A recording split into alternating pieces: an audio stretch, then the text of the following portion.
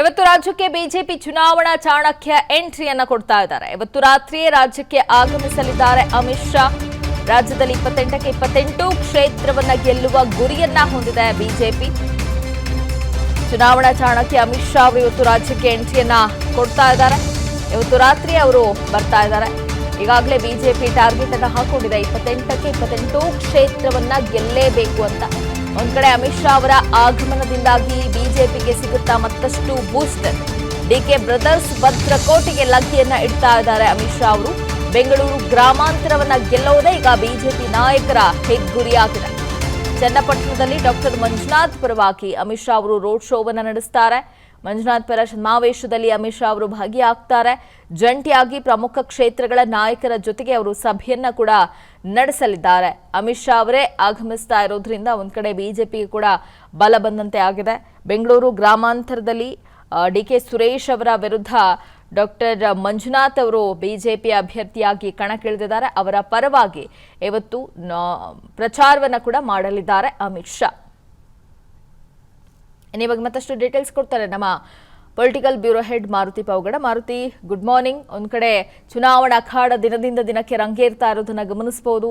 ಅಮಿತ್ ಶಾ ಅವರ ಎಂಟ್ರಿ ಕೂಡ ಆಗ್ತಾ ಇದೆ. ಅವರ ರೂಪುರೇಷೆ ಹೇಗಿರುತ್ತೆ, ಯಾವ ರೀತಿಯ ಕಾರ್ಯತಂತ್ರಗಳನ್ನ ಹಾಕೊಂಡಿದೆ ಬಿಜೆಪಿ?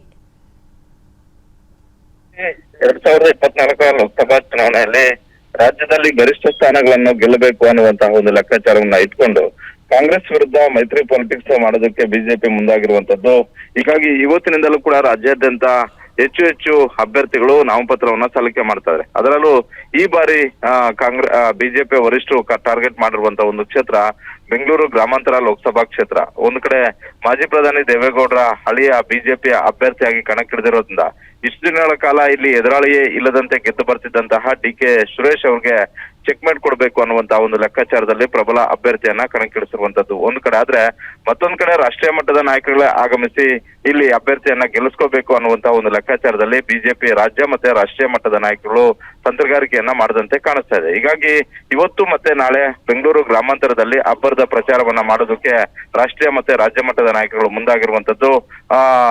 ಬೆಂಗಳೂರು ಗ್ರಾಮಾಂತರ ಅಭ್ಯರ್ಥಿ ಬಿಜೆಪಿ ಅಭ್ಯರ್ಥಿಯ ಪರವಾಗಿ ಸ್ವತಃ ಪ್ರಚಾರ ಮಾಡೋದಕ್ಕೆ ಅಮಿತ್ ಶಾ ಅವರೇ ರಾಜ್ಯಕ್ಕೆ ಬರ್ತಾ ಇದ್ದಾರೆ. ಮೊದಲನೇದಾಗಿ ಇಡೀ ರಾಜ್ಯದ 28 ಲೋಕಸಭಾ ಕ್ಷೇತ್ರಗಳ ಪೈಕಿ ಮೊದಲನೇ ಬಾರಿಗೆ ಬೆಂಗಳೂರು ಗ್ರಾಮಾಂತರಕ್ಕೆ ಆಗಮಿಸ್ತಾ ಇರೋದ್ರಿಂದ ಒಂದಷ್ಟು ಕುತೂಹಲ, ಒಂದಷ್ಟು ಯಾವ ರೀತಿಯಾಗಿ ಅಮಿತ್ ಶಾ ಅವರನ್ನ ರಾಜಕೀಯ ಚಾಣಕ್ಯ ಅಂತೆಲ್ಲ ಕರೀತಾರೆ. ಯಾಕಂತ ಹೇಳಿದ್ರೆ ಅವರು ಎಲ್ಲೆಲ್ಲಿ ಹೋಗಿದಾರೋ ಅಲ್ಲಿ ಬಹುತೇಕ ಕಡೆ ಗೆದ್ದಂತಹ ಒಂದು ಉದಾಹರಣೆಗಳು ಕೂಡ ಇದಾವೆ. ಹೀಗಾಗಿ ಬೆಂಗಳೂರು ಗ್ರಾಮಾಂತರದಿಂದಲೇ ನಮ್ಮ ಒಂದು ಚುನಾವಣಾ ಜಾತ್ರವನ್ನ ಆರಂಭ ಮಾಡಬೇಕು ಅನ್ನುವಂತಹ ಒಂದು ನಿರ್ಧಾರಕ್ಕೆ ರಾಜ್ಯ ಮತ್ತೆ ರಾಷ್ಟ್ರೀಯ ಮಟ್ಟದ ನಾಯಕರು ಬಂದಂತೆ ಕಾಣಿಸ್ತಾ ಇದೆ. ಹೀಗಾಗಿ ಒಂದು ಕಡೆ ಬೆಂಗಳೂರು ಗ್ರಾಮಾಂತರ ಅಭ್ಯರ್ಥಿಯ ಪರವಾಗಿ ಪ್ರಚಾರ, ಮತ್ತೊಂದು ಕಡೆ ಇಡೀ ರಾಜ್ಯಾದ್ಯಂತ 25 ಕ್ಷೇತ್ರಗಳು ಹಾಗೂ ಮೈತ್ರಿಯ ಮತ್ತೊಂದು ಜೆಡಿಎಸ್ಗೆ ಕೊಟ್ಟಿರುವಂತಹ 3 ಕ್ಷೇತ್ರದಲ್ಲೂ ಕೂಡ ಯಾವ ರೀತಿಯಾಗಿ ಗೆಲ್ಲಬೇಕು, ಯಾವ ರೀತಿಯಾಗಿ ಸ್ಟ್ರಾಟಜಿಯನ್ನ ಮಾಡಬೇಕು ಅನ್ನುವಂತ ಒಂದು ವಿಚಾರಕ್ಕೆ ಸಂಬಂಧಪಟ್ಟಂತೆ ಅಮಿತ್ ಶಾ ಅವರು ರಾಜ್ಯ ಮಟ್ಟದ ನಾಯಕರಿಗೆ ಒಂದಷ್ಟು ತಂತ್ರಗಾರಿಕೆ, ಒಂದಷ್ಟು ಟಾಸ್ಕ್ಗಳನ್ನ ಕೊಡುವಂತಹ ಒಂದು ಸಾಧ್ಯತೆ ಇದೆ.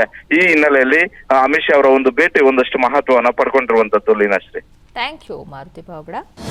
ಅನುಕ್ಷಣದ ಸುದ್ದಿಗಳಿಗಾಗಿ Vistara news YouTube channel subscribe ಮಾಡಿ. ಹೊಸ ಸುದ್ದಿಗಳ ನೋಟಿಫಿಕೇಶನ್ಗಾಗಿ ಬೆಲ್ ಐಕಾನ್ ಕ್ಲಿಕ್ ಮಾಡಿ. ಲೇಟೆಸ್ಟ್ ಅಪ್ಡೇಟ್ಸ್ಗಾಗಿ www.vistaranews.com ವೆಬ್ಸೈಟ್ಗೆ ವಿಸಿಟ್ ಮಾಡಿ. ಅಂಗೈಯಲ್ಲೇ ಜಗತ್ತಿನ ಸುದ್ದಿ ತಿಳಿಯಲು Vistara news Kannada app download ಮಾಡಿ.